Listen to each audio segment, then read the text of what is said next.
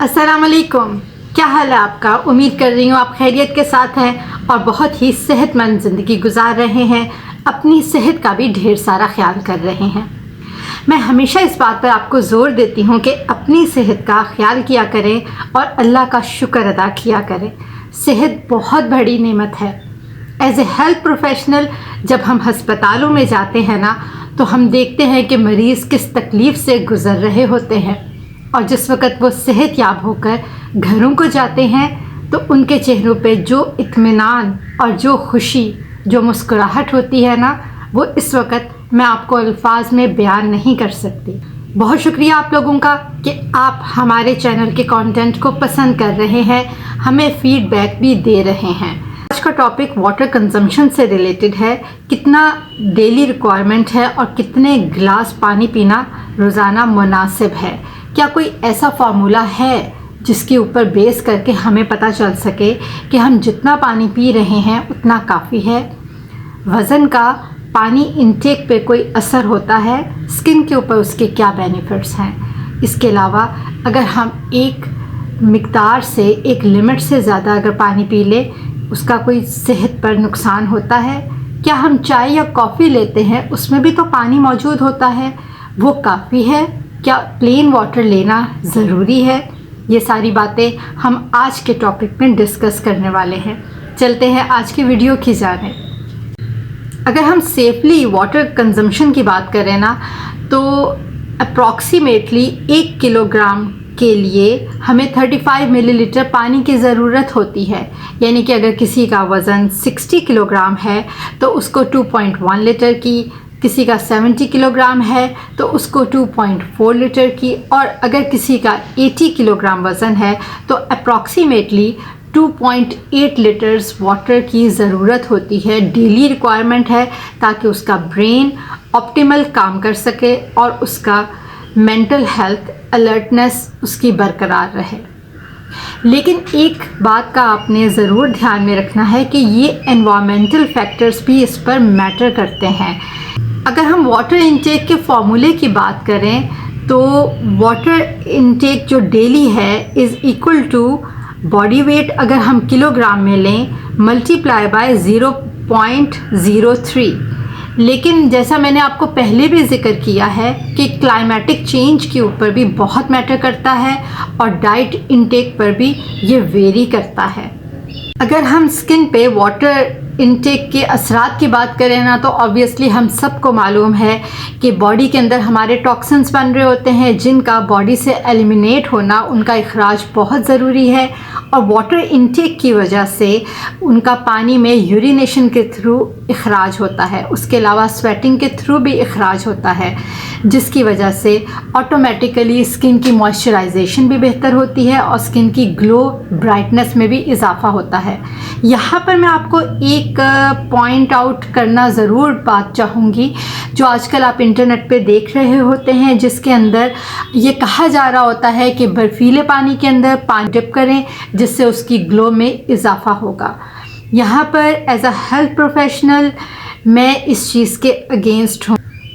एक तरफ तो आप फेस की मसाज कर रहे होते हैं क्योंकि वहाँ पे बारीक बारीक छोटी छोटी सी टाइनी ब्लड वेसल्स होती हैं जिसके अंदर ब्लड सर्कुलेशन को बढ़ाकर आप चेहरे की वार्मथ में इजाफा करते हैं। और अगर आप दूसरी जानिब अगर ये कहें कि वहाँ पे आप टाइनी ब्लड वेसल्स की वेज़ो कंस्ट्रिक्शन कर दें, उनको स्केर दें बर्फ़ीले पानी की वजह से, और फिर उसकी स्किन की ग्लो में इजाफा करें, तो कोई मुझे लॉजिक नहीं लगती, ये तो उल्टा डैमेज लगता है।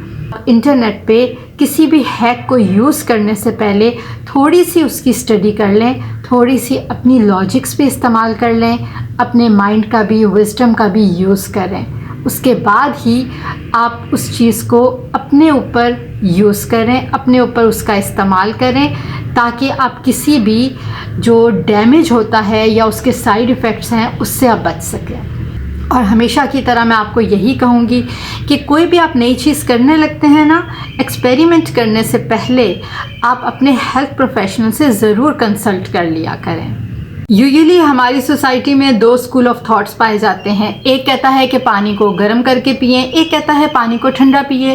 तो मैं आपको safely on the safe side आपको यही रिकमेंड करूँगी कि पानी को आप रूम टेम्परेचर के ऊपर लें। हाँ, एक चीज़ मैं आपको ज़रूर सजेस्ट कर लें, आप रिकमेंड कर लें कि आप कोशिश कीजिए कि पानी को बॉयल करके पिएं।